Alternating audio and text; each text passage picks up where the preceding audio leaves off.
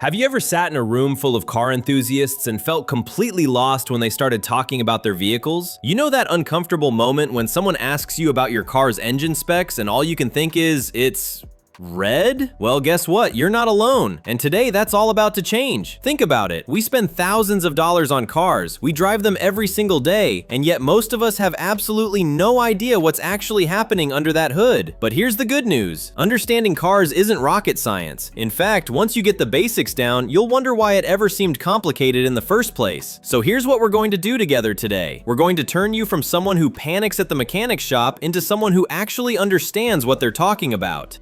And I promise, we're keeping things simple, fun, and completely jargon-free. Well, we'll use some jargon, but only after we've explained it in a way that actually makes sense. Ready? Let's dive in. All right, let's start with something you can actually see.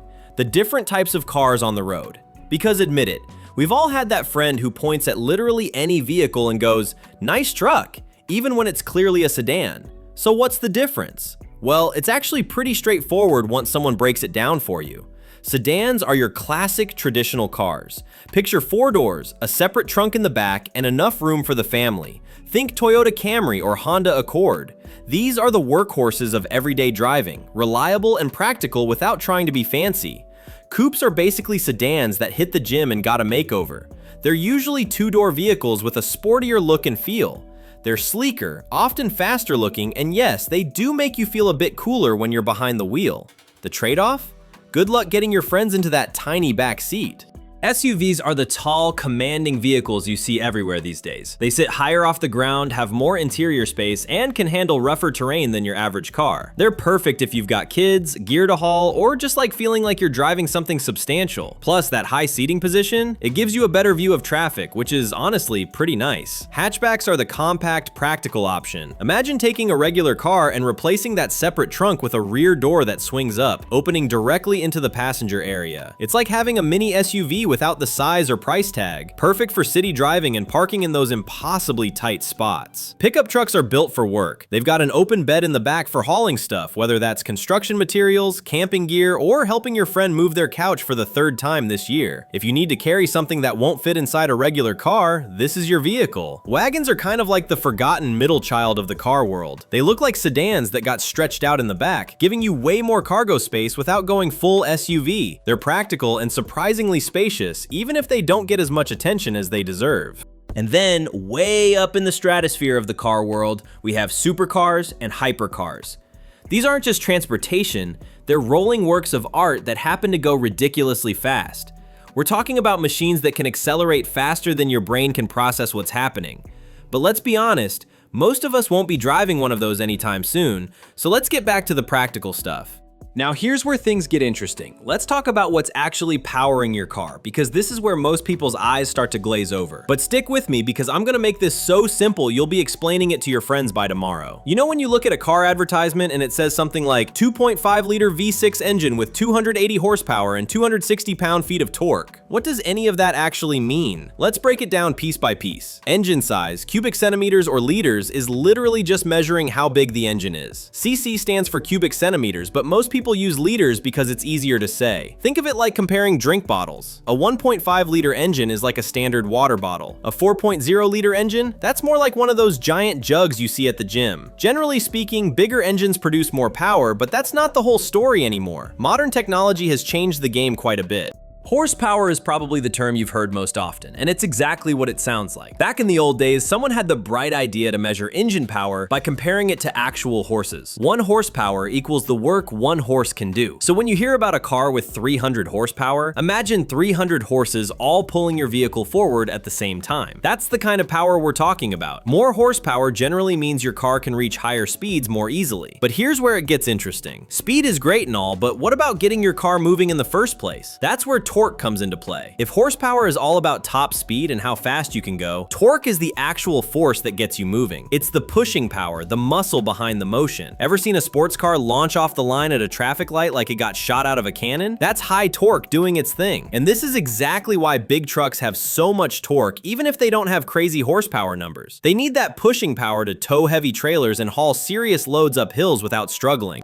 RPM, or revolutions per minute, tells you how hard your engine is working at any given moment. It's literally counting how many times all the internal parts of your engine complete a full rotation in 1 minute. Look at your dashboard while you're driving, and you'll see a gauge with numbers that go up when you press the gas pedal. That's your RPM meter. When you're cruising normally, it might sit around 2,000 to 3,000 RPM. When you're accelerating hard or driving aggressively, it might jump up to 5,000 or 6,000 RPM. The engine is spinning faster, working harder, and yes, burning more fuel. That's why keeping your RPM reasonable when you don't need maximum power can save you money at the gas pump. Now, here's where modern engineering gets really clever: turbocharging.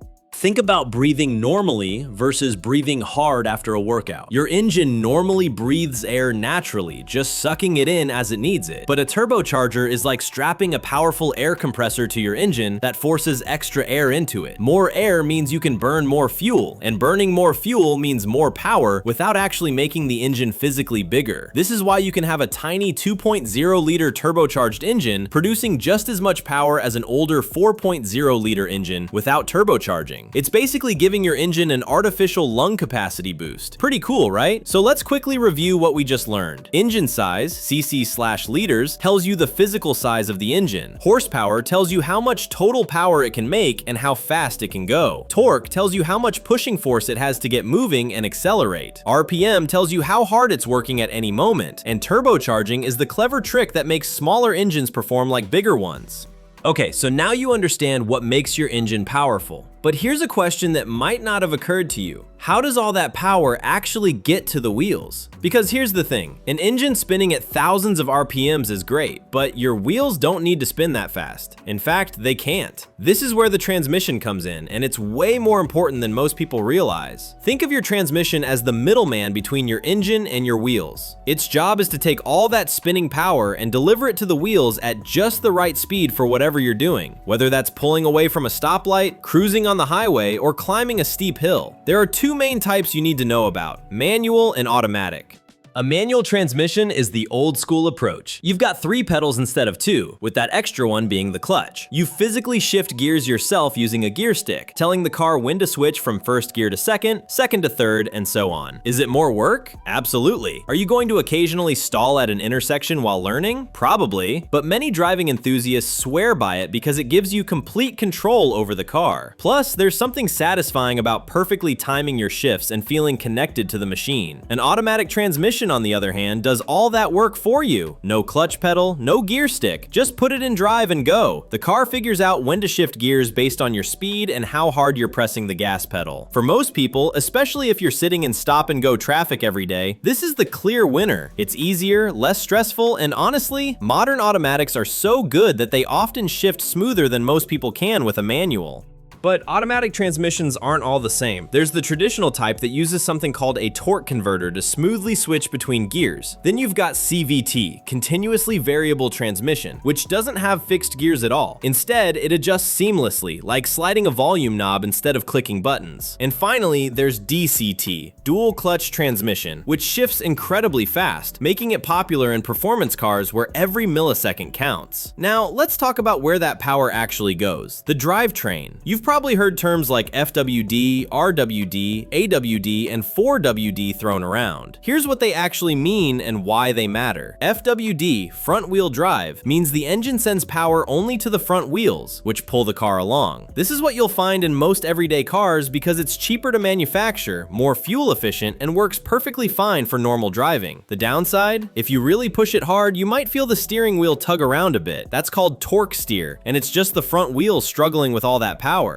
RWD, rear-wheel drive, sends power to the rear wheels instead, pushing the car forward from behind. This creates better balance and handling, which is why sports cars and performance vehicles almost always use RWD. It just feels more responsive and fun to drive. The catch? In rain or snow, it can be trickier to control because there's less weight over those rear wheels that are doing all the work. AWD, all-wheel drive, is the best of both worlds approach. The system automatically sends power to all 4 wheels as needed, constantly adjusting based on which wheels have the best grip. This is fantastic for slippery conditions, whether that's rain, snow, or dirt roads. The trade-off is that it's heavier, more complex, and uses more fuel than a 2-wheel drive system. 4WD, four-wheel drive is AWD's tougher, more rugged cousin. It's designed for serious off-roading and usually locks all four wheels to spin at the same rate when you engage it. If you're planning to drive through mud, sand, or up rocky trails, this is what you want. For everyday driving though, it's usually overkill. So to sum it all up, transmission types determine how your car shifts gears, and drivetrain configurations determine which wheels receive power. And now you know exactly what people mean when they talk about these things.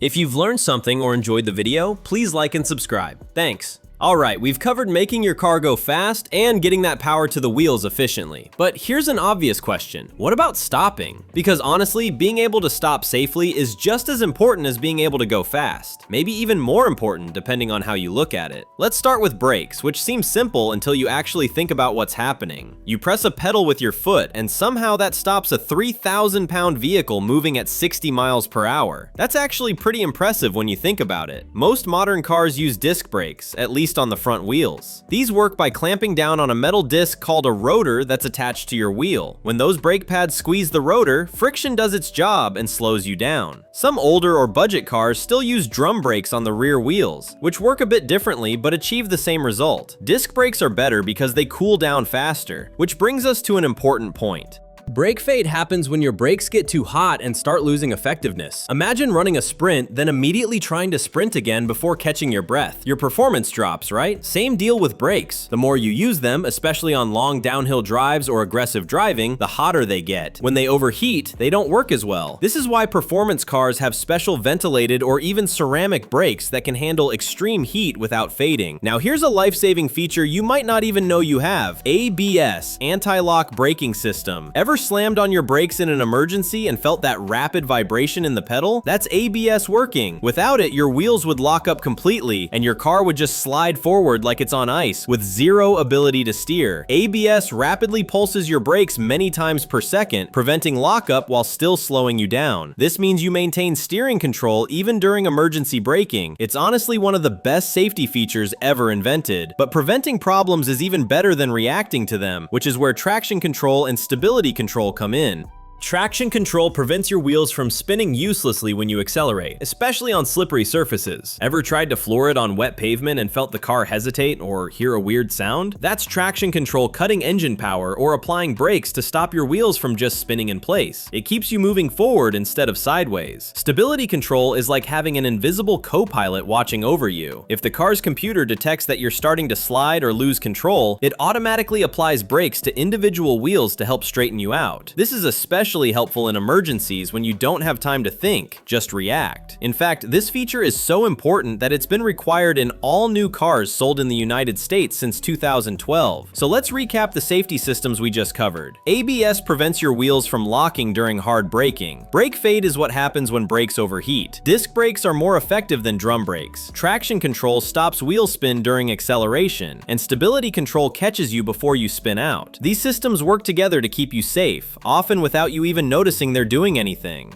We've covered power, performance, and safety. Now let's talk about something equally important: keeping your car running efficiently and not spending a fortune doing it. Let's start with MPG miles per gallon, which is pretty straightforward. It tells you how many miles your car can travel on 1 gallon of gas. Higher numbers are better because they mean fewer trips to the gas station and more money staying in your pocket. Simple enough, right? But here's something most people don't realize. That MPG number of your car on the website, those are ideal conditions. Flat roads, no traffic, moderate temperatures, no air conditioning blasting. In real life, your actual fuel economy depends heavily on how you drive and where you drive.